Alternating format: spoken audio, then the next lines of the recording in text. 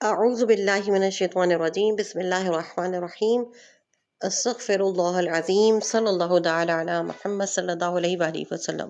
سورہ بقرہ آیت نمبر 243 سے 248، رکوع نمبر 32۔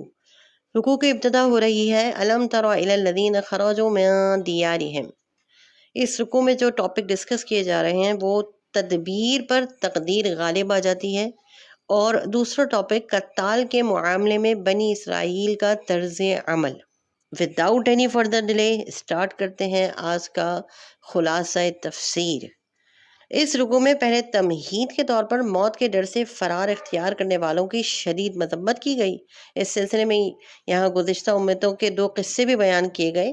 پہلا قصہ ایسی قوم کا ہے جو کسی ایسے حادثے یا طاعون کے سبب موت کے ڈر سے گھروں کو چھوڑ کر بھاگ کھڑی ہوئی تھی، لیکن یہ بھاگنا انہیں موت سے نہ بچا سکا۔ پھر حق تعالی نے اپنی قدرت کاملہ سے، اور مشہور یہ ہے کہ پیغمبر حزقیل علیہ السلام کی دعا کے بعد ان کو زندہ کر دیا تاکہ بلا سبب موت اور حیات دونوں کا مشاہدہ کر لیں۔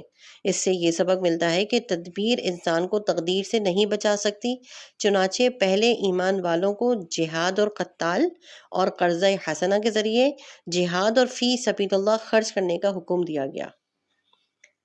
پھر یہ تعلیم دینے کے لیے کہ حکم الہی قتال کے معاملے میں اختلاف نقصان دہ ہے، یعنی جو اللہ تعالیٰ کا حکم الہی ہے قتال کا ذکر کر دیا گیا، اس میں اگر کوئی اب اختلاف کرے گا وہ تمہارے لیے نقصان دہ ہوگا۔ اور یہ کہ جہاد اور قتال کی سختیوں کو پامردی سے برداشت کرنا چاہیے۔ چنانچہ بنی اسرائیل کے ایک گروہ کی ایک آیت بیان فرمائی گئی جس سے معلوم ہوتا ہے کہ انہوں نے اختلاف بھی کیا اور صبر کو بھی ہاتھ سے جانے دیا۔ اس طرح گویا یہ کہا گیا کہ تم اس گروہ کی طرح نہ بن جانا۔ قصے کا خلاصہ یہ بھی ذکر کیا گیا کہ بنی اسرائیل نے اپنے نبی سے کہا تھا کہ کسی ایسے صاحب قوت کو ہمارا حاکم بنا دیجئے جس کی زیر سرکردگی ہم جہاد اور قتال کریں۔ چنانچہ حضرت طالوت کو اس کے لیے من جانب اللہ تعالی منتخب کر دیا گیا۔ بنی اسرائیل نے اس پر اعتراض بھی کیا، چنانچہ ان کے خیال میں اس کام کے لیے دنیاوی حیثیت سے کسی جاہ و منصب والے کا انتخاب ہونا چاہیے تھا۔ جواب دیا گیا کہ علم اور شجاعت میں یہی اس کے مستحق ہے کہ وہ اللہ کی طرف سے مقرر کیے جائیں۔ اللہ کی نظر میں دنیاوی کر و فر اور جاہ و منصب کوئی شے ہی نہیں ہے، اور دیکھ لینا کہ ان کا انتخاب کتنا صحیح اور درست ہے، کیونکہ ان کی نشانی یہ ہے کہ وہ تابوت یعنی صندوق جس میں تورات اور حضرت موسیٰ اور ہارون علیہ السلام کی چیزیں ہیں وہ فرشتے اٹھائے ہوئے لائیں گے۔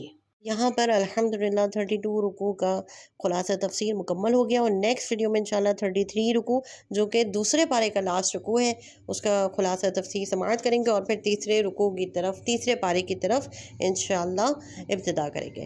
اللہ کریم سے دعا ہے کہ وہ ہم سب کا حامی و ناصر رہے۔ فاللہ خیر حافظا وهو ارحم الراحمین واللہ اعلم باعدائکم وکفی باللہ ولیا وکفی باللہ نصیرا یا حی یا قیوم برحمتک استغیث اللہم انا نجعلک فی نحورہم ونعوذ بک من شرورہم۔